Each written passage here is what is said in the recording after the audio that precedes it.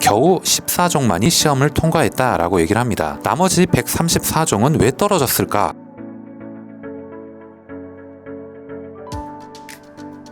안녕하세요. 따뜻한 일상 그리고 독서 따독따독 시작하도록 하겠습니다. 오늘은 여러분들과 영원히 야생 상태로 남아있을 운명이었는가 라는 부분에 대해서 이 총균세에서 얘기하고 있는 부분이 있는데요. 왜 인류는 코끼리, 얼룩말, 코뿔소 등은 가축화하지 못했을까 라고 하는 부분에 대한 물음을 답을 하고 있는데요. 인간이 식량 생산과 농경화에 있어서 가장 중요한 것 중 하나가 바로 이 가축화거든요. 이 부분에 대해서 왜 어떤 동물들은 가축화됐고 어떤 동물들은 가축화하지 못했는가에 대한 답을 드리고자 하고요. 오늘은 그 이유 5가지에 대해서 이야기를 나눠볼게요. 먼저 이 부분부터 해결이 돼야겠죠.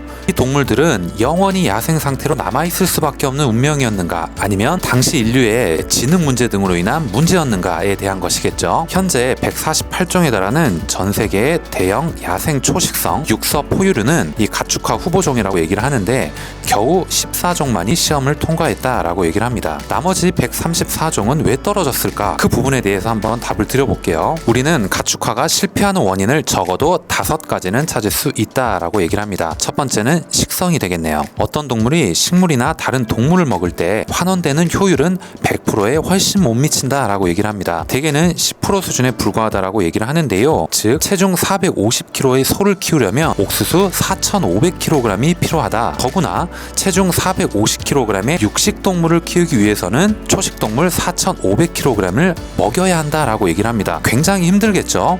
이렇게 근본적인 비효율성 때문에 육식성 포유류는 단 한 정도 식용으로 가축화되지 못했다라고 얘기를 합니다. 이것은 고기가 너무 질기다거나 맛이 없어서가 아니라고 얘기를 합니다. 이 총균세의 저자 제러드 다이몬드가 이 책에서 어떤 얘기를 하냐면요. 나는 사자 햄버거의 기가 막힌 맛을 경험한 바 있다라고 얘기를 합니다. 실제로 코뿔소 고기나 이런 것들도 굉장히 육질도 좋고 먹을만하다라고 얘기를 하는 그런 내용을 들었던 기억이 납니다. 그러니까 첫 번째 이유는 효율화가 떨어져서이다 라는 것이네요. 두 번째, 성장 속도에 대해서 얘기를 합니다. 가축은 빨리 성장해야만 사육할 가치가 있겠죠. 그러므로 고릴라와 코끼리는 기특할 정도로 먹이를 가리지 않고 많은 고기를 얻을 수 있는데도 불합격이다 라고 얘기를 합니다. 왜냐하면 고릴라나 코끼리는 다 자랄 때까지 장장 15년 동안을 묵묵히 먹이고 키워주고 기다려줄 수 있는 목장주가 과연 어디 있을까 라고 책에서 얘기를 합니다. 그러니까 고릴라와 코끼리도 맛있는데 가축하기는 어려웠다 라고 얘기를 합니다. 그 이유는 성장 속도라고 얘기를 하네요.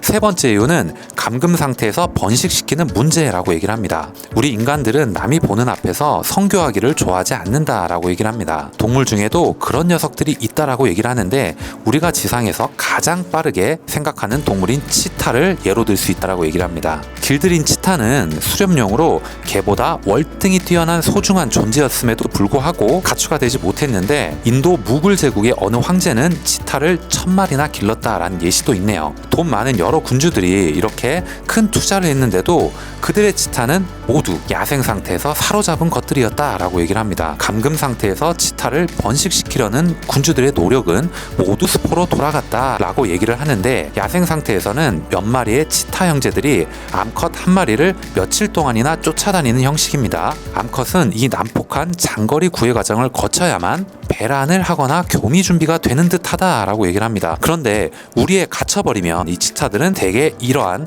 복잡한 구애에 나서려고 하지 않기 때문에 애초에 가축화가 어렵다라는 것이죠. 번식도 어렵다는 것이고요. 세 번째 이유는 골치 아픈 성격이라고 얘기를 하고 있습니다. 당연한 일이지만 웬만한 크기의 포유류는 대부분 사람을 죽일 수도 있다라고 얘기를 합니다. 이건 여러분들도 공감을 하시죠? 일부 대형 동물들은 다른 동물보다 훨씬 성질이 거칠고 위험해서 도무지 구제불능이다라고 표현을 하네요. 다른 면에서는 모두 가축화의 이상적인 후보종인데도 단지 사람을 죽이는 이 경향 때문에 불합격 판정을 받은 동물들이 아주 많다라고 얘기를 합니다.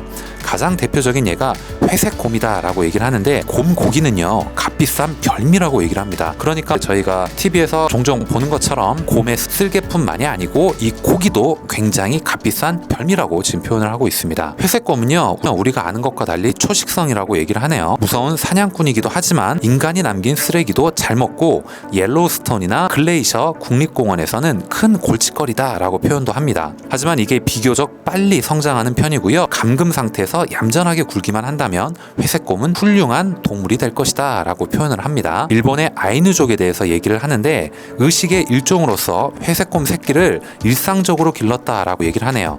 새끼가 1살가량 되었을 때는 잡아먹는 편이 현명하다는 것을 알고 있었다. 그 이유는 충분히 짐작할 만하다. 회색곰을 그 이상 기르는 것은 자살행위이기 때문이다 라고 표현을 합니다. 또 다른 예가 아프리카 들소라고 표현을 하네요. 여러분들 동물의 왕국이나 이런 거 다큐멘터리 보시면 아프리카 들소 보이죠? 굉장히 말랐지만 굉장히 뿔이 크고 몸집이 엄청나게 큰 들소 중에 하나입니다. 사톤이나 나가는 초식 동물인 하마도 또 그러하다라고 얘기를 하고요. 녀석들이 해마다 사자를 포함해서 그 어떤 아프리카 포유류보다 더 많은 사람을 죽이고 있다라고 얘기를 합니다. 여러분들 사자가 굉장히 포악하고 위험한 동물이다라고 우리는 알고 있지만 오히려 이 하마나 아프리카 들소가 훨씬 더 사람을 많이 죽이고 있다라고 얘기를 하는 거네요. 아프리카의 얼룩말 사종은 더 심하다라고 얘기를 합니다. 이 사종을 가축화하려는 노력은 수레를 끌게 하는 데까지는 진행이 되었다라고 얘기를 하고요. 괴짜였던 월터 로스차일드 아시죠? 얼룩말이 끄는 마차를 타고 런던 시가지를 누비기도 했다라고 얘기를 합니다.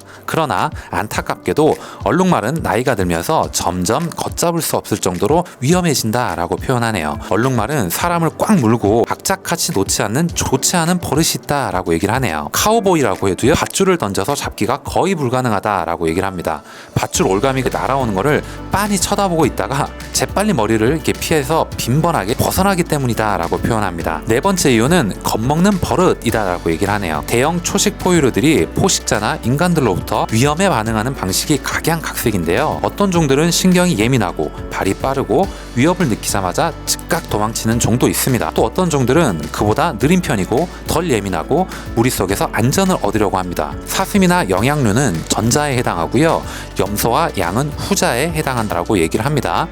가둬놓으면요, 겁을 집어먹고 그 충격으로 죽어버리거나 탈출하려고 울타리를 혼자 마구 들이받다가 머리가 깨져 죽기 십상인 이런 가젤이 그러한 경우다라고 얘기를 합니다. 가젤 아시죠? 이렇게 깡총깡총 초원을 뛰어다니는 그 동물 중에 하나 있습니다. 다섯 번째 이유는 사회적 구조라고 얘기를 하는데요. 가축화된 대형 포유류의 거의 대부분이 이 두 가지 사회적 특성을 가진 동물들인데 무리를 이루어 살고요. 무리의 구성원들 사이에 우열 위계가 잘 발달되어 있다라고 얘기를 하네요. 이러한 사회적 동물들은 목축에 적합하다라고 얘기를 합니다. 서로 잘 싸우지도 않으므로 한꺼번에 많이 모아둘 수도 있고요. 이런 우세한 지도자를 본능적으로 따르면서 인간을 지도자로 기억하기 때문에 양치기나 목양견이 쉽게 몰고 다닐 수 있다라고 얘기를 합니다. 오늘 내용은 여기까지 하겠습니다. 오늘 말씀드렸던 내용을 다시 한번 정리를 해볼게요. 부르심을 받은 사람은 많지만 뽑히는 사람은 적다라는 제목으로 한 번에 요약을 하고 있고요. 후보종 중에서 몇 종을 제외한 나머지는 모두 실격되었던 것이다 라고 얘기를 합니다.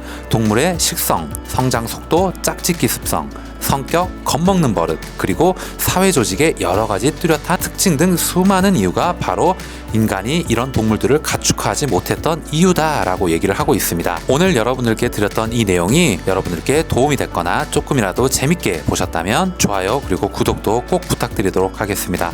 다음 시간에 더 좋은 내용, 더 좋은 컨텐츠를 가지고 인사드리도록 하겠습니다. 감사합니다.